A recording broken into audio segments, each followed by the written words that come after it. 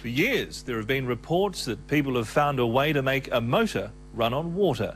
And for years, there have been conspiracy theories about how these backyard inventors have been paid off or even murdered.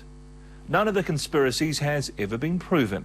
And as far as the scientific community is concerned, no one has created a water engine. But now an Auckland man claims he's done it, turned H2O into fuel. So we sent Sarah Hall to investigate. It looks like a normal motorbike cruising at 100 k's in the far north. But there's one crucial difference. This bike is apparently running on water. Water that's been modified according to a secret formula by an Auckland inventor, Steve Ryan. Is it the holy grail of fuel research? I would say that the person that can find out how water can harness the amount of energy that it has, yes, have cracked something. And it's an Auckland boy with no background in science. Yeah, I'd say so. It's a hell of a claim. If it's true, it changes the world. It'll be cleaner, greener, safer. Our reliance on fossil fuels will disappear. Put simply, water is H2O, a mixture of hydrogen and oxygen. The big car manufacturers are already working hard to develop cars to run on hydrogen. They're extracting it from water and storing it in a fuel cell. It will power a motor, but so far it's been expensive and inefficient. What Steve claims to have done is keep the hydrogen in the water and use it to power an ordinary engine. Put simply, what is it? What we've done is actually entrained the hydrogen in the water to make it fire. And you're saying, to your knowledge, that's never been achieved before? No. We are taken to an Auckland warehouse to check out Steve's water fuel.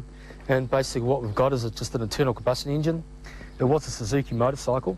It's a 350cc engine, carburetor, fuel tank, fuel.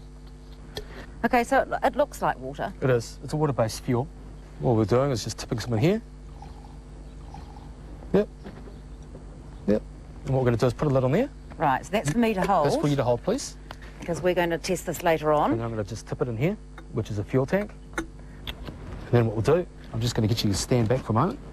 And then what we're going to do is stand back a bit and we'll crank this up. Come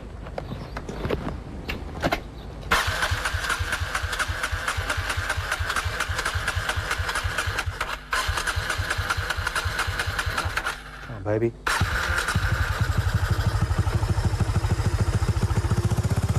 Go for it. Ride it around, be nice to it.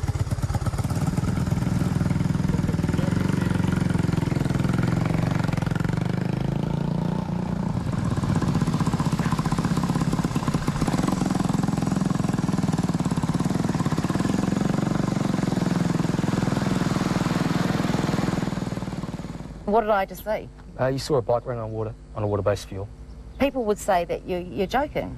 Yeah. It can't happen. They're entitled to their opinion.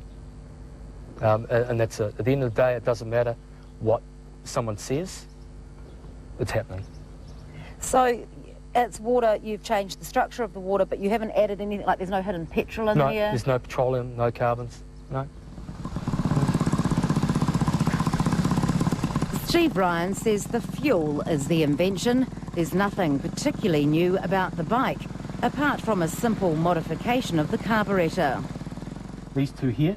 So we got an independent mechanic to check it out, Steve Mason from Albany Toyota. Well, there's no alternative fuel supply anywhere actually, because it's all going in straight into the top here. So there's, well, for one, there's no room to put anything else.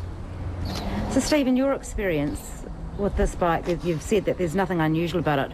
What would you say if we said that he's putting basically water in here? Well, without seeing it, I wouldn't believe it for a start.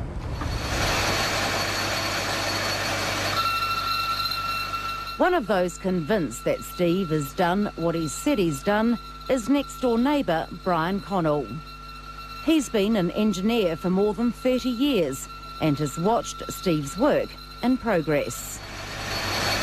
How sure are you that it is water? Well, I'm pretty positive because I've seen him take the water out of the tap. He won't let me see the mix, but he says, here it is, there's the water. Mixes it. There it is. But it's definitely not octane. I mean, any octane you can taste or you can smell. Any octane, no matter what it is, that you can taste it, or I'm sure it'll burn you. So you're positive it's water? I'm positive it's water. Steve Ryan gave up his job in finance to become a full-time inventor. For more than 8 years, he's been tinkering with this idea, starting off in a shed at the back of his property.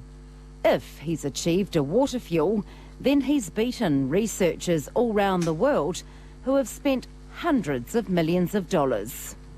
How can you have done it when physicists, scientists with billions of dollars worth of funding can't do it? It's quite simple. If, for example, I was to go to university and study chemistry, I'd be reading a textbook. So I would know what I can and can't do.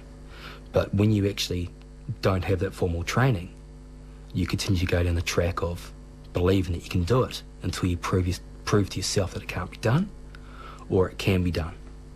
Are you potentially the next Bill Gates? I think he's a bit light. What do you mean by that? All you need to work out is what the fuel is per year, what the revenue streams for the fuel per year, and then you need to just work out what percentage of the market you'll get. And if you're working on a 1%, 2%, 3%, you're talking telephone numbers. So potentially you could make billions and billions of dollars off this technology. Could, quite possibly. Very good. Steve Ryan has filed a patent to protect his findings, but it will take more than a year to come through. Initially, he told us he wouldn't show us the formula or tell us how he was making his fuel. What is your motivation for coming forward now? For protection, because I believe that the further I go down the track of developing this and filing the patent and having the patent being disclosed to the world, I will have a lot of people come out of the woodwork, organisations, governments, that will want to play. In fact, Steve Ryan claims he's already had contact by the US Defence Department wanting to know about his research, and he's had unusual hits on his website. I have a risk management team that look after me, and they put in protocols in place. I don't have a vehicle that I drive. I have vehicles that I use. It's all very James Bond, isn't it? It has to be. People will say this guy is just a nutter. No, I'm probably eccentric. And quite a few people call me quite loose, but the proof's already in the pudding. Yep, right in. Okay, and then what I'm going to do... So is Steve Ryan's fuel one that could change the world? Or is he carrying out some sort of elaborate hoax? He wouldn't be the first. Others have claimed the same thing and sucked in investors. Later, their claims have turned out to be fantasy. To convince us he's on the level, Steve Ryan set up a test. He put a lighter to his fuel to show that it isn't petrol or anything similar. And sure enough, when the flame hits the fuel, it simply goes out. But so what? It was time to bring in some experts. First up, Dr. Robert Rain, a fuel emissions expert from Auckland University. People have talked about water as a fuel for hundreds of years now. To your knowledge, has anyone ever done it? To my knowledge, no. So why does the flame go out when it comes in contact with Steve's liquid? Does that prove it's water? Or could it be something else? I would know of the alcohol fuels possibly doing that, some of the alcohols.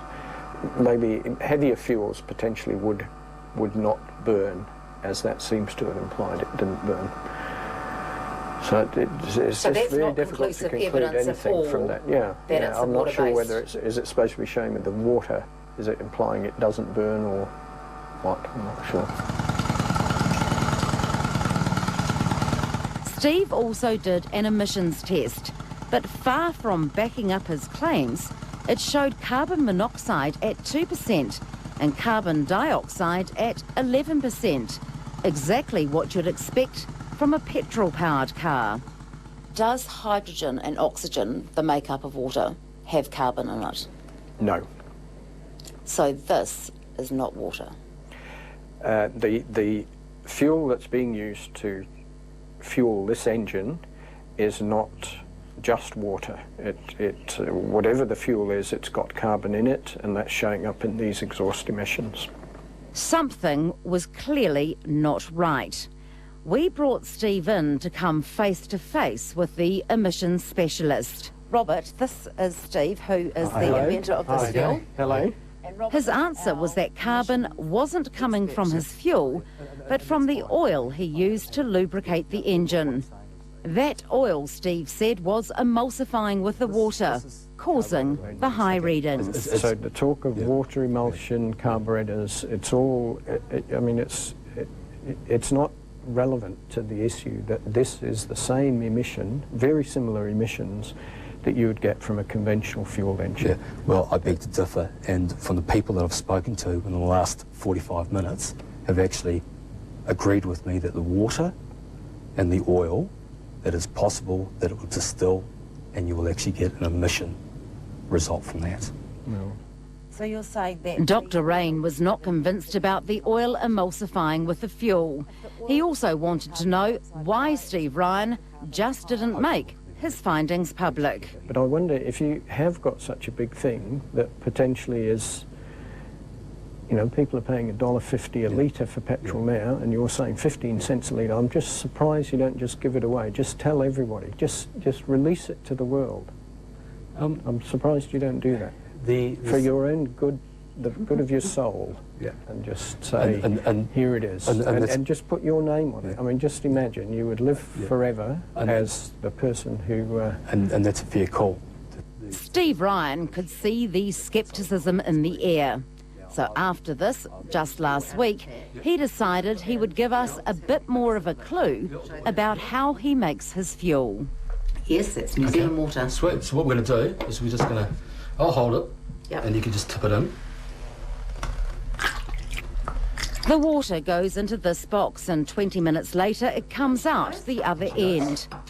You put these two wires together. Yep, a couple of little wires together. We were allowed to look inside to observe the secret process, but weren't allowed to show you. We can confirm there was no hidden battery, no electricity, no sign of any other liquid. Put it into the little tank, which is definitely empty. Yep. So, in it goes. I poured the fuel into the bike and then saw the bike drive off.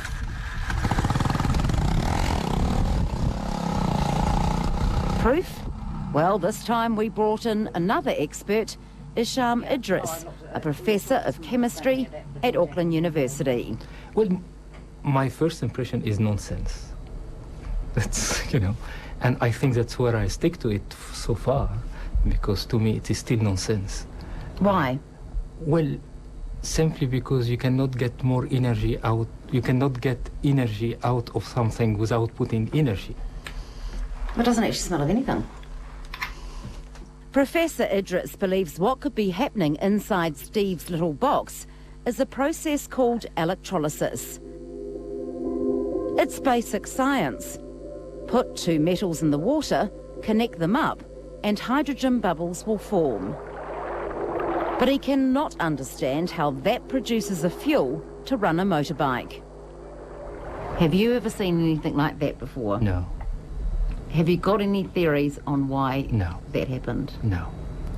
No. You No. can't explain it? No, I cannot. You can get a motorbike running on hydrogen, but on a beaker containing water, no, I don't. I never saw that. I mean, we all know that It defies any law I know, you know. Fingers crossed she's going to start. OK, one final expert. This time, Dr. Ralph Sims, who lectures all around the world on alternative fuels. The concept of storing the hydrogen within the liquid is something that I haven't come across. So is it nonsense, or has Steve Ryan achieved the impossible and saved the world? Knowing that the oil era will come to an end, and knowing that there's thousands of Steve lookalikes all around the world, all beavering away in their backyards, then it's surprising that one person in New Zealand has come up with the goods, if he has, and great if so. But watch this space. Hero or hoaxer? Well, it's hard to tell until the patent comes through and Steve Ryan's fuel can be analysed. Is this a man who's just having us all on? Or have we just witnessed something revolutionary? I've been offered a year off work on full pay if it's true. Am I going to get that year off? I'd be getting a letter from your producer and actually having it signed, and then when the patent's out, I'd be getting it from him. I should be booking my holiday. I would be getting a letter, yes.